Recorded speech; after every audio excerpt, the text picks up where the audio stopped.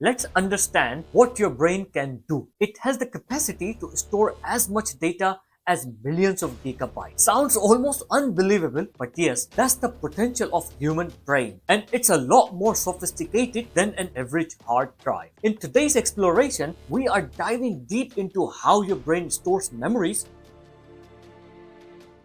process information, and why some researchers believe it could hold up to 2.5 petabytes of data. So what makes our brain such a high-powered machine when it comes to memory? And why are scientists so fascinated by it? Let's discuss briefly these points, how brain assists us. The architect of memory encoding, how information is stored, brain versus computer storage, memory retrieval, the role of emotion and sensory memory, the mystery of predictive memory and dreams, the future of memory research, and lastly, conclusion. To understand how memory works, first we need to break down the core components of the brain responsible for storing and processing information: neurons, synapses, and neuroplasticity. Your brain consists of 86 billion neurons, which are essentially the building blocks of your brain's functionality. Neurons are nerve cells that transmit electrical impulses and communicate with each other via synapses, that tiny gaps between neurons. When you form a memory, what's happening is that electrical signals are passed between neurons and synapses are strengthened and modified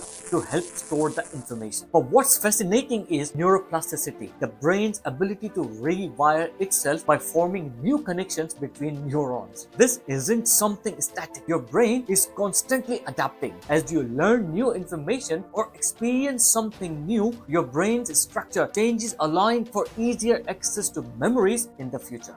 Now let's talk about how memories actually get encoded in the brain. There are several types of memory, but for simplicity, let's focus on two major categories: short-term memories and long-term memories. Short-term memory is the temporary storage where your brain holds information for a brief period, usually about 15 to 30 seconds, before deciding whether it's worth transferring into long-term storage. This happens in the prefrontal cortex, which plays a role in higher cognitive functions like decision-making and planning.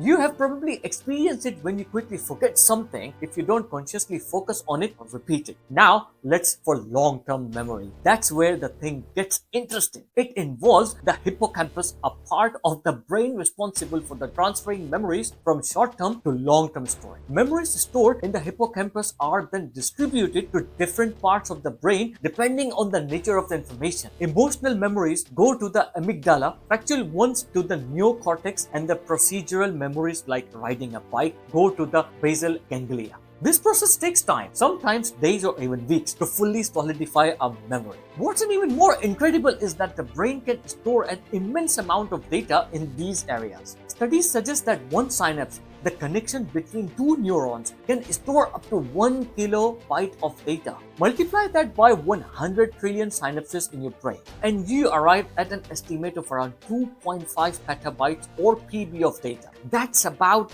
2.5 million GB, which is an astonishing amount of memory, roughly equivalent to what is required to store every single piece of content in the Library of Congress for over 3 years. While the comparison between the brain and computer is popular, it's important to clarify some differences. A computer stores data in binary system, essentially 1 and zeros. Your brain, on the other hand, doesn't just store binary data. It stores patterns, sensory experiences, and even emotions tied to the memories. The brain uses distributed storage, meaning the information is not stored in one centralized place but spread across the brain in different regions. This distributed approach helps your brain be more efficient and flexible in recalling memories. For example, when you try to remember a moment from your childhood, it's not just a collection of facts. Your brain retrieves not only the event itself but also the emotions, sounds, smells, and even the feelings you had at that time. Furthermore, your brain's storage is not static like a computer. It's always changing and adapting. New synaptic connections are formed with every new experiences, and old ones can weaken or fade if they are not accessed frequently, a process known as synaptic pruning. Now let's discuss why we sometimes struggle to remember things.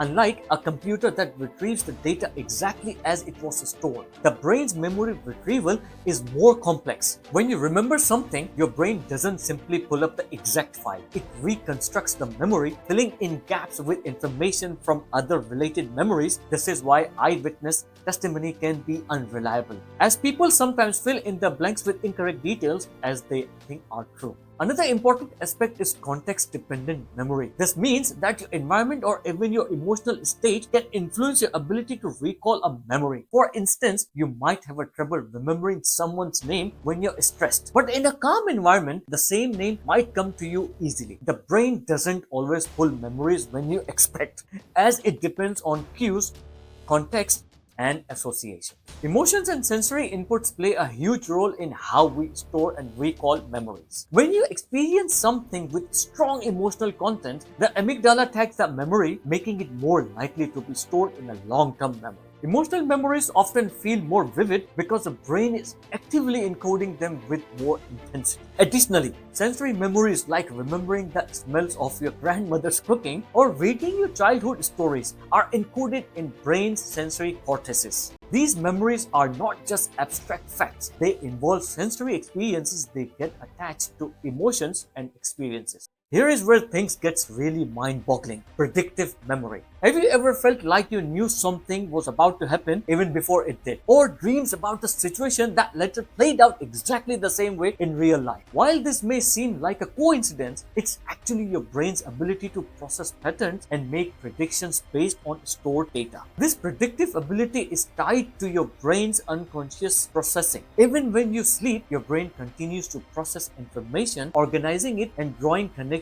that may not be immediately obvious. This is why your brain sometimes seems to anticipate future events based on subtle patterns it has noticed in your environment. As amazing as the brain is, there's still so much we don't understand. Current research is exploring how memories are encoded and retrieved, how we can enhance memory formation, and even how we might restore lost memories in patients with Alzheimer's or other cognitive impairments. One area of research is memory augmentation through brain-computer interfaces, which could allow us to enhance memory recall or even download the information directly into the brain. The future of memory research holds incredible possibilities. Your brain is one of the most powerful memory systems in existence, with an estimated 2.5 petabytes of storage.